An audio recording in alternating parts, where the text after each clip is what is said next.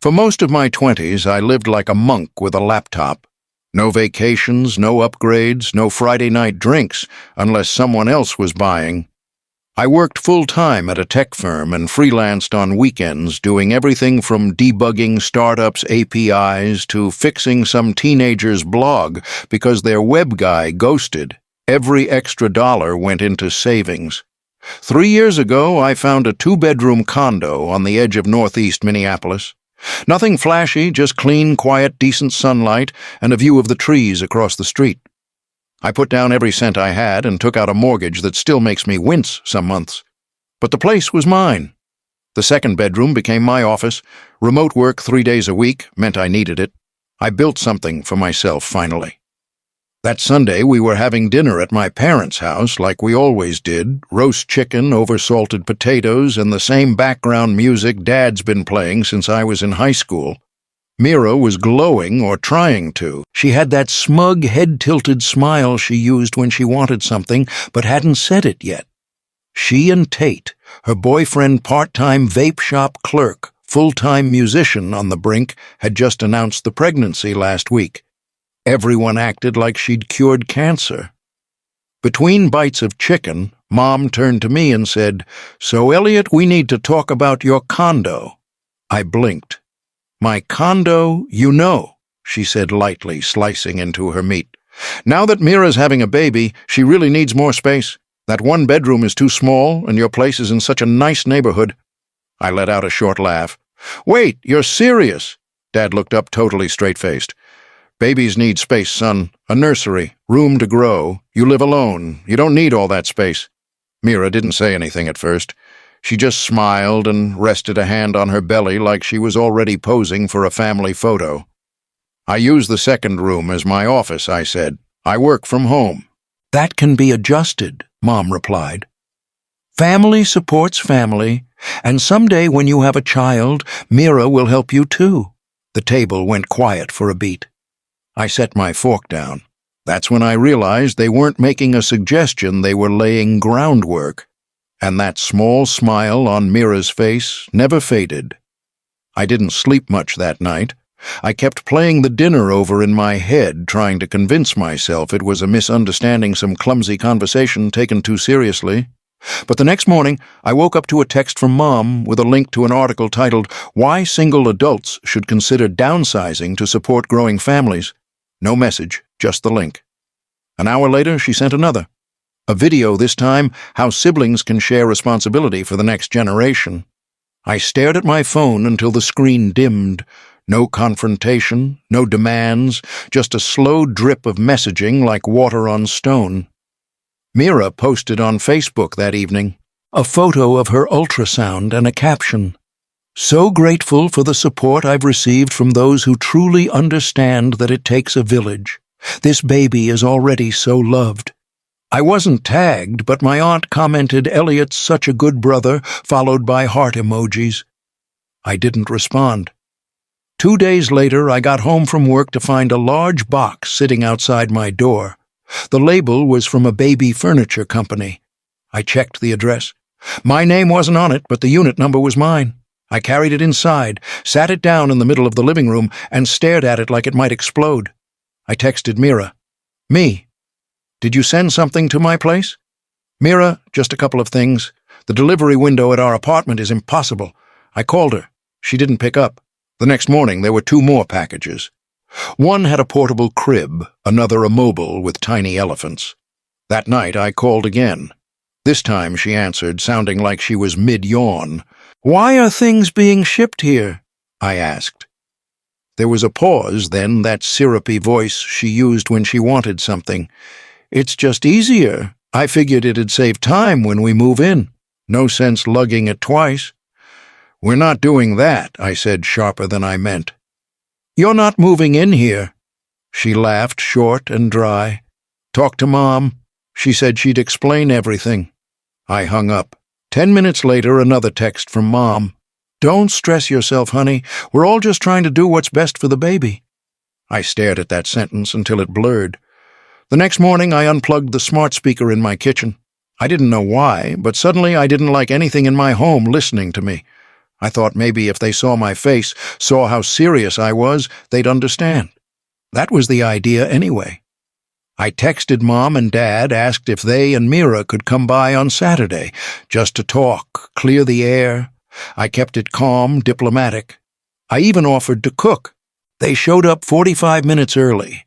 I was still in sweats chopping vegetables when I heard the key in the lock. I froze. That was a key I'd given them when I first moved in for emergencies. I never thought they'd use it like this. Surprise! Mom called out as she stepped inside, already carrying grocery bags. Dad followed close behind. Then Mira. Then Tate, dragging a duffel bag and wearing sunglasses indoors. And finally, Aunt Val, Mom's sister, holding a Tupperware of lemon bars like it was some kind of peace offering. Before I could say anything, Mom breezed past me into the kitchen, wrinkling her nose at my spice rack. Still alphabetized. We should really fix that while I'm here. Mira started walking the length of the hallway like she was touring an open house. Tate dropped onto the couch, reached for the remote, and kicked off his shoes. I didn't say a word for the first few minutes. I just watched. Watched Mom rearrange my spices without asking.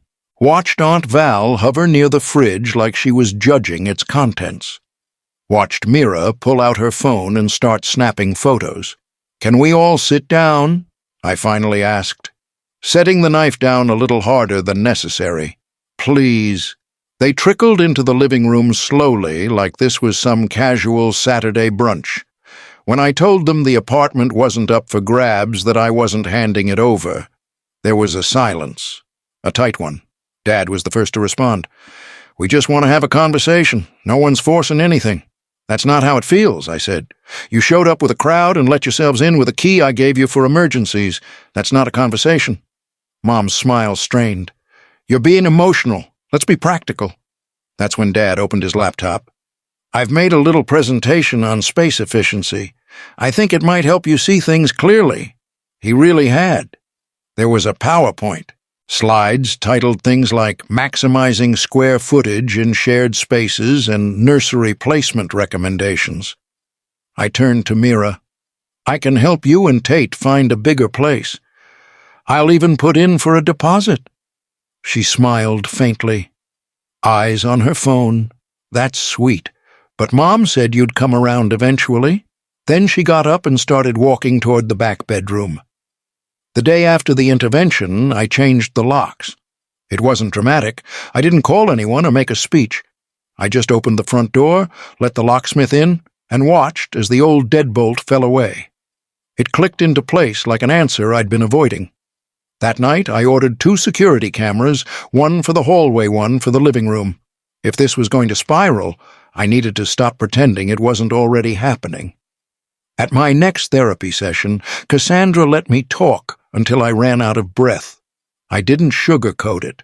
I told her everything, how they walked in like the place was theirs, how Tate asked if he could use the garage for his band, like we were roommates, how Mira acted like she already had a lease in hand.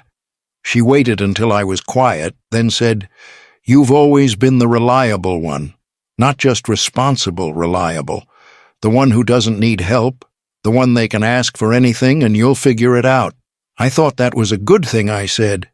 "It is," she replied, "until people start thinking they're entitled to the parts of you you've built for yourself."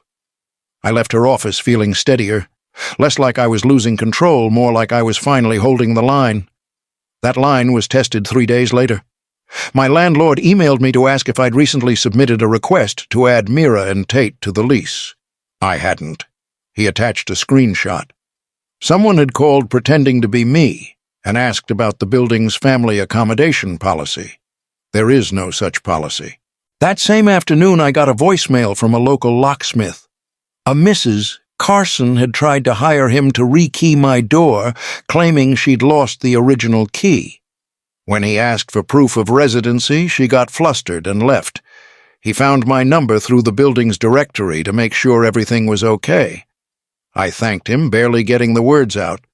That night, I walked room to room in my apartment, not touching anything, just looking. At the second bedroom, still lined with my office shelves. At the living room, where the couch still held Tate's shape from his last visit. At the spice rack, now deliberately messed up like a signature left behind. When I opened the cabinet, I saw a sticky note inside. "You'll thank us later. Mom." I peeled it off and turned the camera toward the kitchen. It was a Wednesday around 11 in the morning, and I was at the office downtown for a quarterly team meeting. We'd just finished going over numbers when my phone buzzed. I ignored it at first. Then it buzzed again. Then again. Kevin, my neighbor. "Hey, man, you moving?" "There's a U-Haul out front. Your folks are here." I froze, opened the security camera app. There it was, plain as daylight.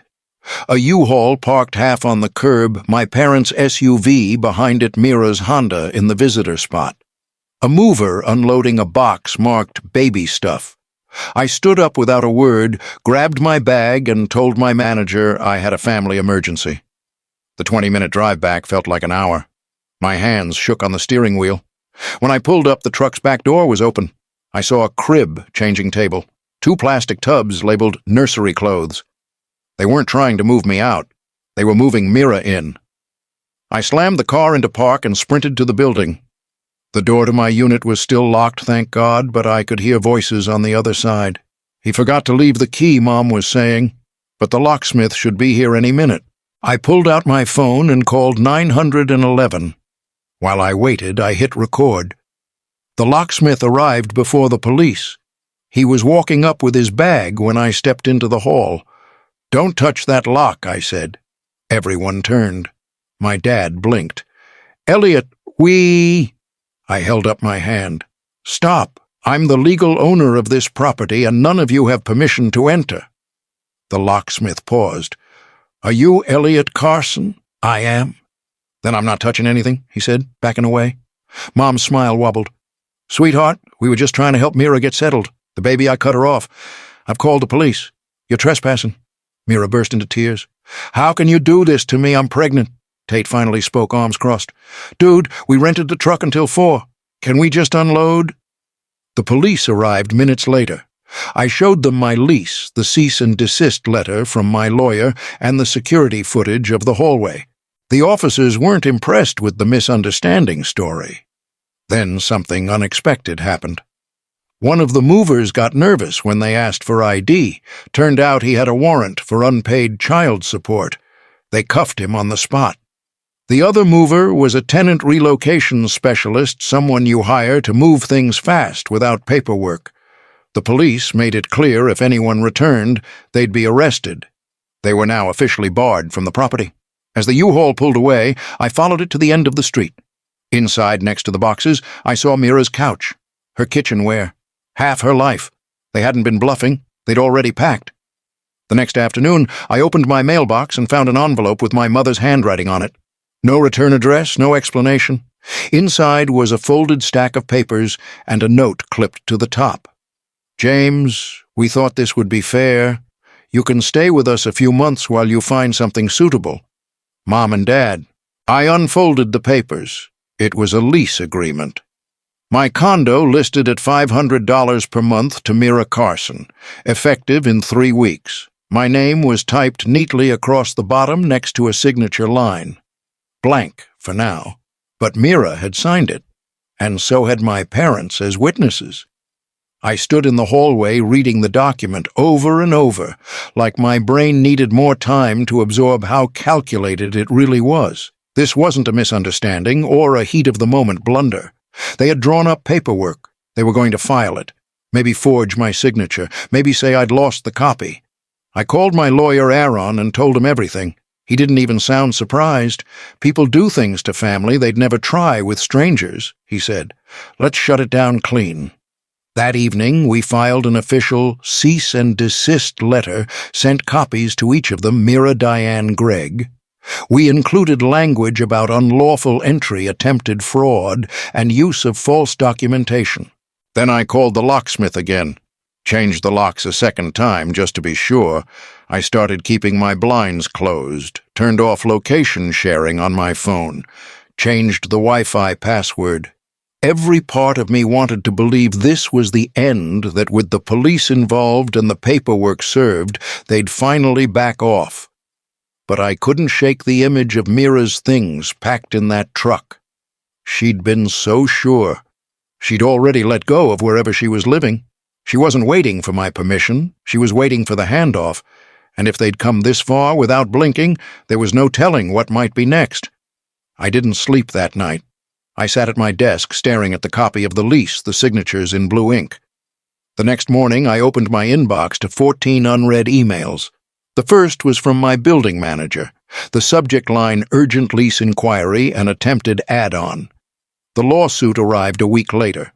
A thick envelope delivered by courier with my full name in bold across the front like I was some corporate defendant. Inside, a civil complaint alleging emotional distress breach of verbal agreement and wrongful eviction. Aaron actually laughed. "They filed this in district court," he said. "It reads like a Facebook rant. We'll get it tossed." Still, seeing my name tied to those accusations hit me harder than I expected. I hadn't evicted anyone. No one had ever lived here but me, and if there had been a verbal agreement, it certainly wasn't mutual. It was coercion dressed in sentiment. That night, I posted a 2-minute clip from my security camera to my private social media, no captions, no rants, just silent footage of my family standing outside my condo door with the locksmith boxes stacked behind them. Within hours, it spread. Cousin Emily DM'd me, shocked. "Wait, they really tried to move in without your permission," Uncle Ray commented. "Family should never treat each other like this. But not everyone was on my side.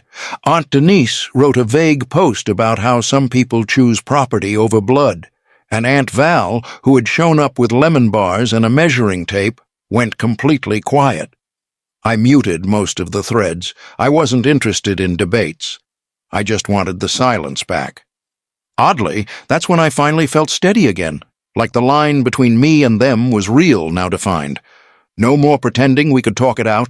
No more rationalizing their behavior, but that sense of calm didn't last, because 3 days later, Mira's GoFundMe started circulating. And right there, in the first paragraph, she wrote, "My brother forced me out while I was pregnant and homeless." The GoFundMe blew up faster than I expected.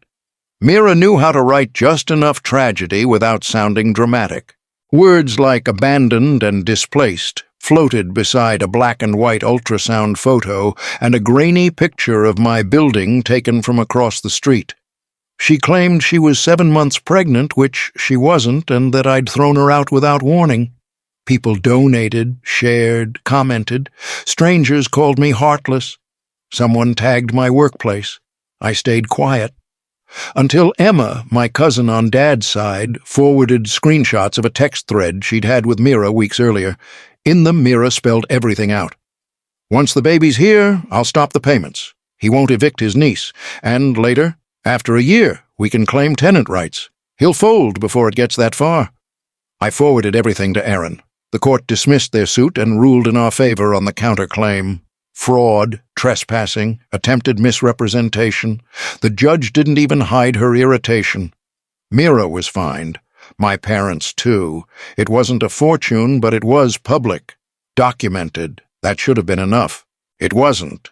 I kept thinking about the baby, not Mira, not the circus she'd tried to drag me into, but the kid who hadn't asked to be a part of any of it. So I called a financial advisor and opened a trust. Not huge, just enough to matter someday. Education, maybe. Stability. Something untouched by lies. Mira won't know it exists. Not until her daughter turns 18 and gets a letter with my name on it and an account number only she can access. A way out. A seed. Something honest. The fund was finalized the same day I saw the moving truck outside my building again. Same brand, same color, different day. It didn't take long for the updates to trickle in. Emma still sent the occasional text, small things she thought I'd want to know. I never asked for them, but I never told her to stop either. Mira and Tate moved in with my parents 2 weeks after the court ruling. At first, it was quiet. Then it cracked. Emma told me it started with dishes Tate wouldn't wash them. Then it was noise his band rehearsing in the garage at night, waking the neighbors. Mira's morning sickness turned into all-day complaints. My mom started sleeping on the couch. My dad added weekend shifts. The real blow came when Mira found Tate's bank statements. He'd been working full-time for his uncle's construction company under the table while still claiming he was barely scraping by. He had $20,000 saved up in a separate account, told Mira he was planning to move to Los Angeles once the baby came to get serious about the music. She threw him out that night. My mom begged him to stay. My dad changed the Wi-Fi password. Tate left anyway. I didn't gloat. I didn't reach out. I didn't post a thing. But when Emma sent me a photo of Mira sleeping on the couch with a bottle on the floor and my mom's voice in the background telling the dog to stop barking, I felt something loosen in my chest. It wasn't joy, just distance. Like something had finally snapped back into place quietly without ceremony. And for the first time in months, I woke up without checking my cameras or looking for keys that weren't mine. I thought maybe it was over, that maybe this time they'd let the fire burn out on their own. Then my lawyer forwarded an email from Tyler's mother. I got promoted last month. Bigger projects, better clients, more control over my hours. I celebrated by repainting the home office, deep green walls, clean shelves, a new desk. The space finally felt like mine again. Game nights have become a thing. A few friends from work, a neighbor, even someone I met in the waiting room at therapy. Her name's Lila. She'd overheard part of a call I had with my lawyer and said, "That sounds like the worst Thanksgiving ever." We laughed, and we haven't stopped since. Last week, I got a letter forwarded through Aaron. My mother's handwriting, 3 pages long, not an apology. Just a list of ways she missed me, how hard things had been, how the family wasn't the same. I didn't finish reading it. I dropped it in the trash with the rest of the week's junk mail. Sometimes I think about Mira's kid, what she'll grow up hearing about me. I hope one day she finds the truth on her own. But I'm done reaching back. Sometimes the best way to love your life is to stop fighting for people who never fought for you.